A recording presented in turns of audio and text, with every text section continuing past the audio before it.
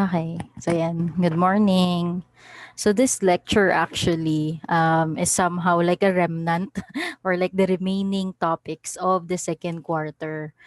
It's just so happened that I wasn't able to finish this last time. Anyway, the introduction of this we're able to touch, but the finalization of the medieval age, we weren't able to talk about it. So to give us a short recap, from last time's topic. So we talk about the Middle Age. Okay, so in the Middle Age, it happened actually right after the fall of the Roman Empire. So this is like the first event of the Middle Age. The moment the barbarians or the somehow the people in the north decided to actually conquer the Roman Empire. Yan. So they invaded them. That causes the fall of the Roman Empire. So when the Roman Empire fell, that part of Roman Empire, in the western part of Roman Empire, there are different kingdoms that actually arose somehow. So those kingdoms actually were led by kings, different kings from different tribal group. So there are like Visigoths, Ostrogoths, diba? There are also the Angles and the Saxon. So those people, so they somehow put up their own kingdom. And I remember in our previous discussion, we talked about Charlemagne, right?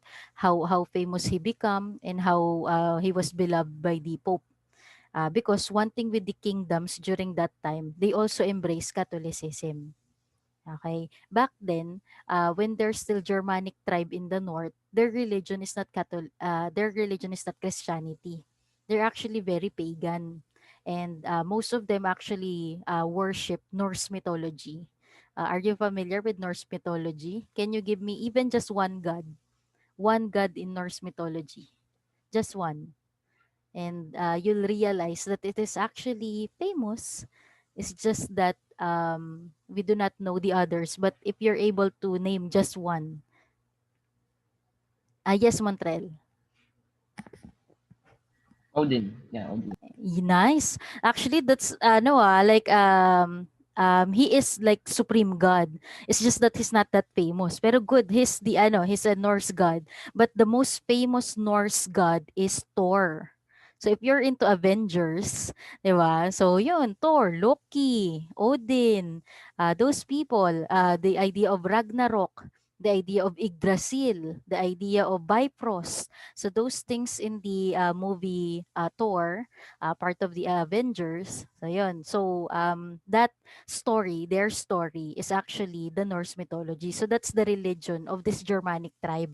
Okay, and then when they conquer Rome, they embrace Christianity. So imagine from worshiping Thor, they worship Jesus Christ. So that kind of transition. Also, the reason why it's easy for them to embrace that change, because Thor, the symbol of Thor is his hammer, right? Do you know what's the Norse term for his hammer? It's all. Mjolnir. Yes, the Mjolnir. So the Mjolnir, if you have an imagination of its image, it looks like a cross actually, especially if it has like pointy on top of it. In most of the images in Norse mythology, they depict the Mjolnir of Thor seeming like a cross. That's why it's so easy for the this Germanic tribe to embrace Christianity, because the symbol also of Christianity is a cross. So for them, it seems as though Thor is like Jesus Christ, and it's so easy for them to embrace it. Okay. So enough with the religion of the Germanic tribe. So now that there are different kingdoms in western part of Roman Empire, former Roman Empire, they are somehow constantly in argument with one another. Of course, they wanted to steal others' resources. So they're really actually not in good terms with each other. So these tribes actually tend to ransack each other's territory. That's why the emergence of the idea of protectionism was actually introduced. So there's this idea of localized protection. So they need to protect themselves. So that's why that's the beginning of feudalism. Okay, so feudalism is a system of protection in every kingdom. So in every kingdom, there's a king. So I'll show you something. Yan. So in every kingdom, there's a king. Okay. And then of course, this king have relatives who are also rich or somehow trusted friends, or they're like somehow they're general that they actually, give so much somehow properties to. So those people are called lords or nobles. So in every lords and nobles, they have their mansion or their palace, and then piece of land that they govern. So within that piece of land, these lords and nobles are required to have knights. Okay, because these knights seem as though like their bodyguard or their soldier that protect their land, their piece of land, so that other tribe or other Germanic tribe, other people in other kingdom will not actually get their territory. And within that land, they have like peasant worker.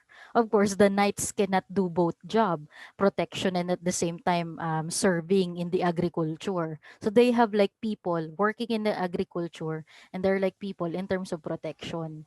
That's why if you will actually rank their hierarchy, so of course the lowest in that social class are the peasant, followed by the knights, the protector, then the owner of the land, landowners, the lords and the nobles, and then the king.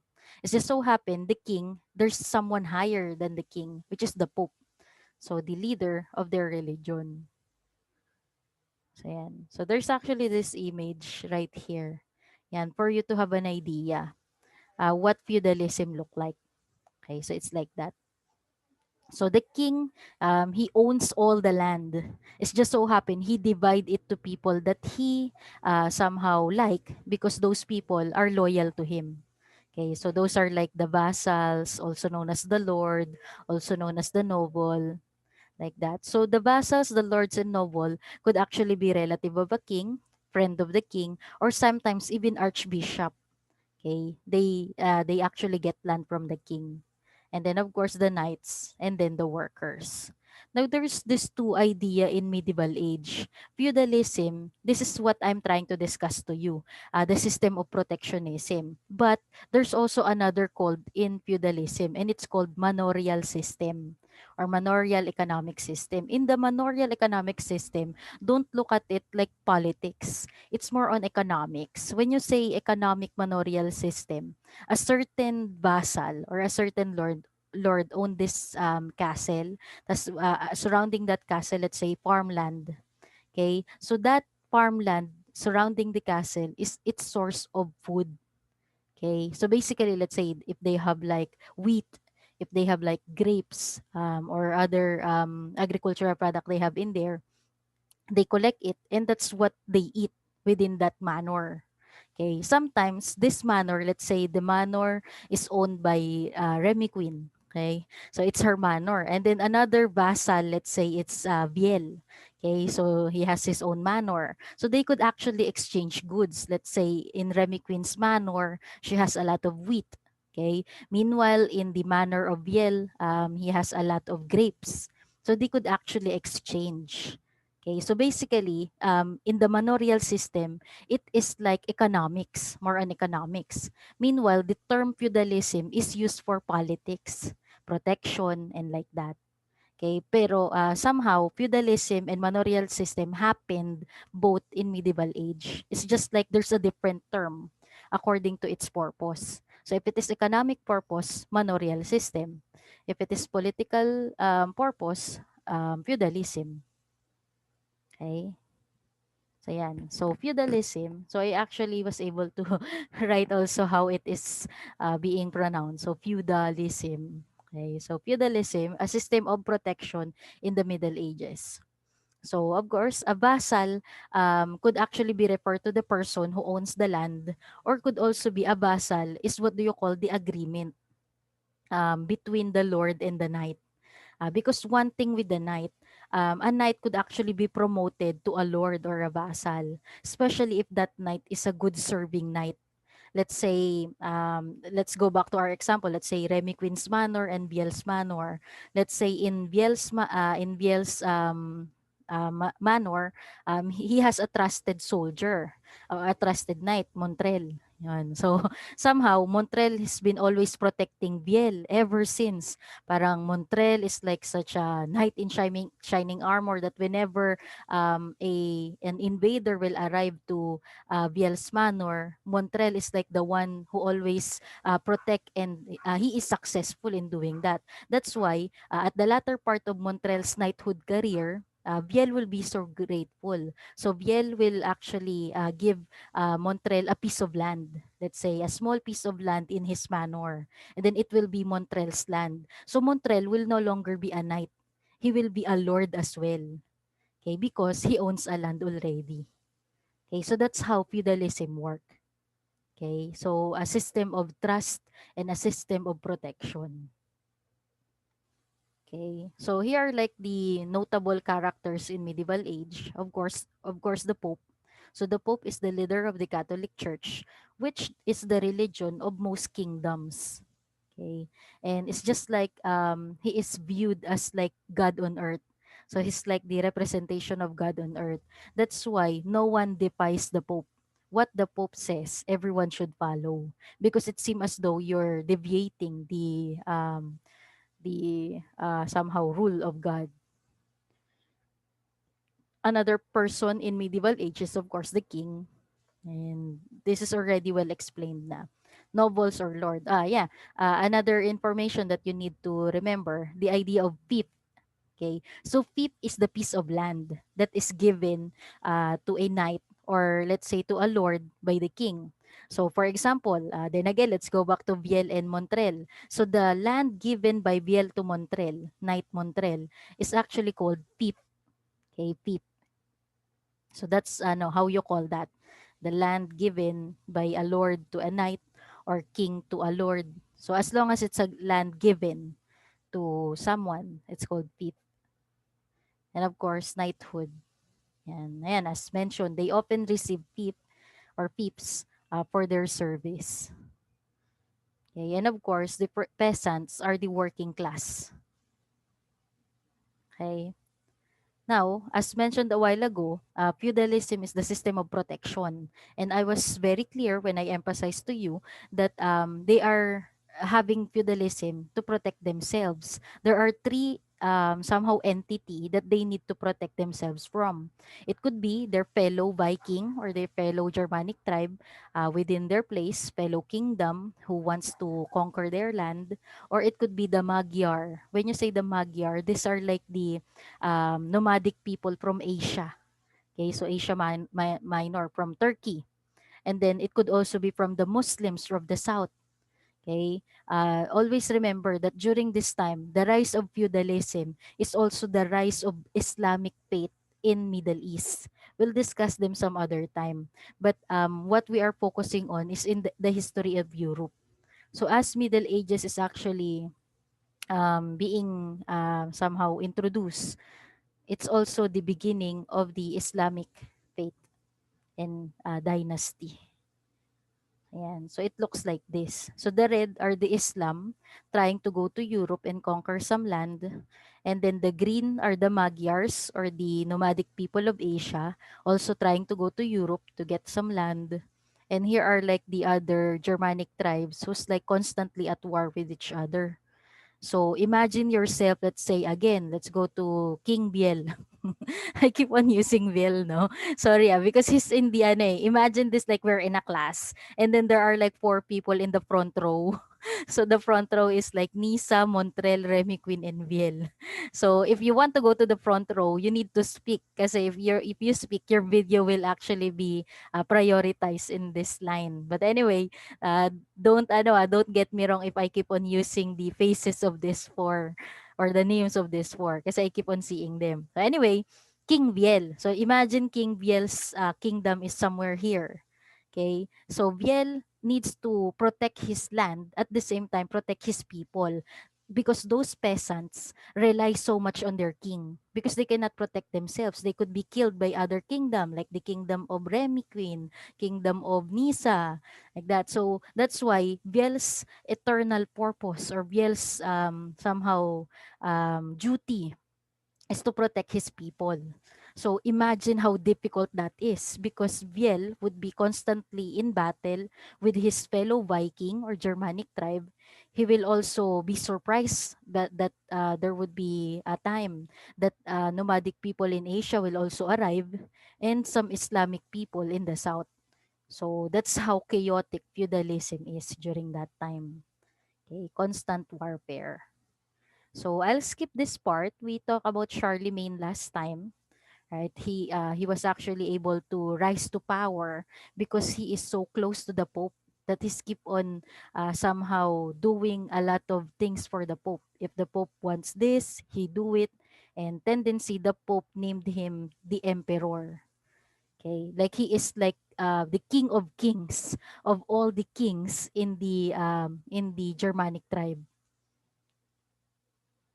Okay, so let's skip the story of Charlemagne already. Now let's talk about William the Conqueror. So we're already in England.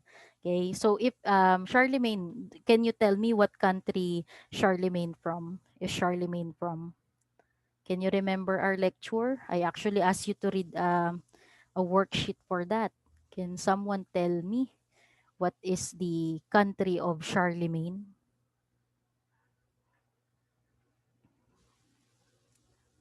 Hala, no one. He is the king of France. 'Di ba? He's from France. It's just so happened his dominion became so large that even Germany, the present day Germany, he got that. The Switzerland part and northern part of Italy, yun, that's his conquest somehow. That's how massive his conquest is, or was rather. Okay, so now let's talk about the one in the British Isle. So Britain is actually far from the rest of Europe because it is an archipelago. So I hope you memorize already the map, the world map, because if you'll actually take a look at British Isle, it looks like the Philippines, shaped like a Philippines. It's just it's so small, okay, smaller. Okay, so anyway, he's the first king of Britain. So his name is William the Conqueror.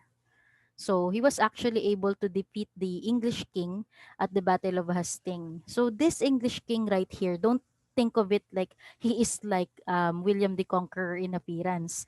This English king is like the native people of Britain during that time. It's just so happen the people that we know now, the in Britain, like the white skinned, narrow nose kind of individual, those are just actually the race of the Angles and the Saxon. They are not the original inhabitants of Britain. When they arrived to Britain, they defeated, and some of them actually they kill the entire group of individual in England during that time. Okay, just for them to get that archipelago. Okay. So anyway, William the Conqueror was actually able to somehow conquer that part of Britain. Okay. So he rewarded the knights that helped him win the battle. He gave them land, hence the beginning of feudalism in England. Okay. So he brought that system to England. So this is his a map of his path. So from this point, he crossed the British Channel and he arrived in Hastings. And he was actually when he was there, yan, he was actually able to be victorious. And yan, this is his campaign trail. Anywhere he goes, he's victorious. Okay, the Battle of Hastings. Yan. So just remember that Battle of Hastings won by William the Conqueror. William the Conqueror, the first English king. And now let's talk about the Crusades. I think 8 minutes will be enough for the crusade. So crusade actually is a very important part of history. However, if you study in a Catholic school, they don't teach crusade. Okay, so if I have somehow a task to you, if you know a friend studying in a Catholic school or done discussing world history, try to ask them if they know crusade.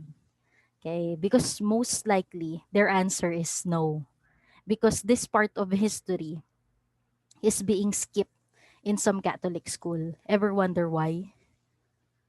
Ayan. So, this is a very dark history of Christianity. Okay? Crusade part is very, let's say, it's sad and at the same time cruel. Okay? Cruel in the part of the Christians. Okay? That's why it is so difficult to teach this. Okay? That's why I'm having this talk first before I proceed. Kasi this is like a disclaimer. Okay, this happened during the time we're in. Everybody is in constant argument with one another that they think their religion is far superior than the other. So tendency, they're willing to kill. Imagine they're willing to kill to make sure that their religion will succeed. So that's what happened in the crusade. So it started actually first in this simple idea of this sense of adventure. So during that time, after the Christianization of some Germanic tribe, there was this entire class of warriors who now have very little thing to do. Okay, but fight among themselves or terrorize the peasant population. Diba? Remember when I was somehow telling you the story a while ago that they are in constant battle with one another. Those warrior having that sense of adventure. They wanted a bigger fight. It's not just a simple fight against another kingdom. They wanted a big challenge. Okay, so that's one factor. That's one cause. Another cause is the plea. Ito, when you say plea, like request. Okay, so a request from the Byzantine Emperor Alexius I in opposing Muslim attacks does appeal to their sense of adventure. What happened during that time? Roman Empire is still existing. However, it is called Eastern Roman Empire. And the Eastern Roman Empire is called also Byzantine. Okay, so the Byzantine Empire is in Turkey. Okay, so in Byzantium, in Constantinople, di ba I told you they have so many names in their capital, Byzantium, Constantinople, and like that. So Alexius I, his empire is in Turkey. It's just that since Turkey is very near to Middle East, the Muslim people are always attacking or like somehow threatening the Byzantine Empire. So that's why what Alexius the First did, his religion is Catholic. So what Alexius the First did, he talked to the Pope and he actually appealed to the Pope that please help me. These Muslim people are always like terrorizing my empire. I wanted some help. So when the other knights heard about that, the other kings heard about that, they wanted to do something. They wanted to return the favor somehow. They wanted to fight the Muslim because of the things that they're doing to Byzantine Empire. Okay. So that is the somehow the initial reasoning of the crusade. Next is the idea of religious piety. When you say religious piety, like your sense of being a religious person. Since Alexius the First begged Pope the Pope during that time to help him. So the Pope tell it to his people. So tendency, if the Pope tell you something, di ba the Pope is like the representative of God on earth? So if the Pope said, we need to launch a war against the Muslim, you as a good Christian during that time, you should follow. Because if you will not, you're not gonna be pious. When you say pious, religious. So tendency, these kings and knights during that time, aside from they want to go to war, they also want to please the Pope. And they also want to be religious. Kasi if they go to war, they are religious. Okay, so that's the second reason. Okay, religious piety. Next is the papal politics. Okay. So another cause the papal politics is like during this time, there's this idea of great schism. When you say schism, division, within the Catholic Church, they're having, let's just say, chaos with one another. There are some bishop who believe in this. There are some bishops who believe in this. So tendency, they are like separate principle, separate philosophy. That's why they decided to actually had a war to another religion, which is the Muslim, to unite their ideology, to unite their principle. Always remember, in world history, there's this quotation, diba? The enemy of my enemy is my friend. So if you want to actually be close to someone, you need to have common enemy. Diba? So that's what happened with the Great Schism in the Catholic faith. They are in argument with one another, but when they saw the Muslim faith, they see a common enemy. So they combine, even even they're having a different principle in terms of Catholicism, they combine as one versus the Muslims. Okay. Yeah, let's just skip the others. And Muslim advancement is also a big reason because the Catholics realize that the Muslim is actually controlling most of Middle East and controlling the northern part of Africa. So just imagine it in the map. Diba? It's like it seems as though they are surrounding Europe already with their massive control. That's why that's another reason, the Muslim advancement. Okay. So here's a map of what I'm trying to tell you. So this is Constantinople, a Catholic empire. And here are like the other Germanic tribes who happens to be Catholic as well. And then the Muslim faith is in this portion. Okay. I hope I have another, I don't have a bigger, ano na, bigger picture. But what I'm about to show you sana is like this part of the map is like all Muslim. And then this part of the map, Christians. Okay. So this is what happened to that. Ayun, the Pope Urban II. Yun. I was like trying to recall a while ago what's the name of the Pope that called for crusade. So it's Pope Urban II. Okay, so Pope Urban II plea to his people to actually do a crusade. Okay, fight for the faith, fight for Catholicism, fight for Byzantine, fight for the somehow the defeat of the Muslim faith. So those are their objective. Okay. So the start of the crusade, yan. There's this famous Muslim, it's already less than 1 minute. So I'll renew another video. Okay. So let's just continue. Buti I was able to see it. Okay. I'll see you in the next video.